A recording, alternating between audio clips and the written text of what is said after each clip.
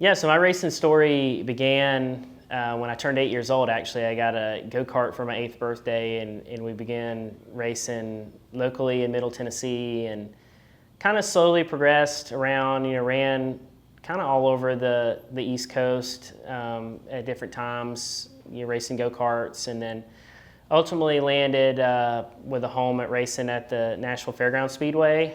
There in Nashville, I raced a 4-cylinder car on the quarter mile there, and then later on a legend car for a few years. And really at that point, my racing career was wasn't looking too bright, I guess, at that point. I just, I'd graduated, and we were running out of money and couldn't really afford to do it anymore. And just the timing of everything, I'd raced online with Dale Jr.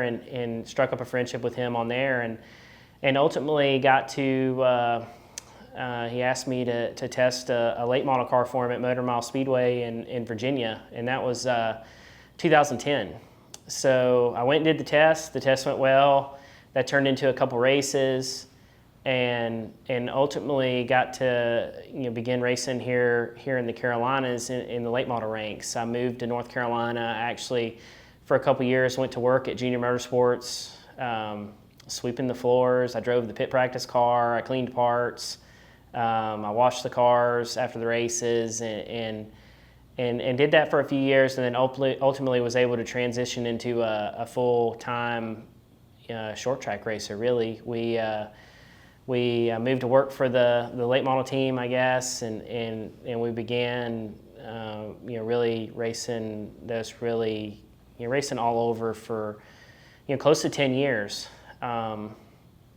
Throughout the years of racing late model car, I got a couple one-off Xfinity opportunities here and there, but nothing. We were never able to put anything together for me long-lasting where we could just develop a partnership or something to help make the jump more consistent for me. So ultimately, I just kept the whole time was fortunate enough to get to race the late model car, and we were racking up wins after wins. All the big late model stock races in the Carolinas, pretty much, and ultimately led us to Cars Tour Championship, and then 2020 a NASCAR Weekly Series National Championship, and on my media day for that race, Dale and JRM basically surprised me with a 12-race opportunity to drive the 8 car the following year, and had no idea that it was coming. And really up until that point, I had made peace that I was going to be a career short track racer. And there was times over the years that I thought that I could maybe something would materialize and that I could race in the top 3 series, but it just seemed like nothing would ever work. And for whatever reason, I just never let that frustration really bother me. We just kept racing the late model. We kept winning. We kept loving what we were doing. We were racing all over and having a blast at all the great short tracks around here.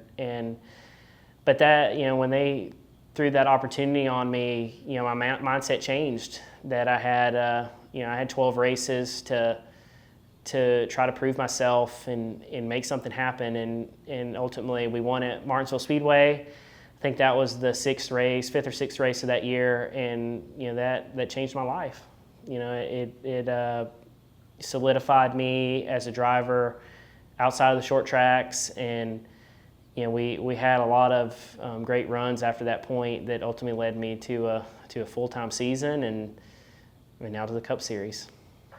Over the years, I'm sure we had conversations about different opportunities there, but I think me as a person, like I said, I love doing what I was doing, and I love short track racing and winning like we were, and the reality of it is I was genuinely appreciative of the opportunity that I had in front of me. I got to work on my own race car and build my own race cars and drive them to the track and race them and work on them and win and have a ball. And, I ultimately, Dale's done a lot for me, but he's not my dad.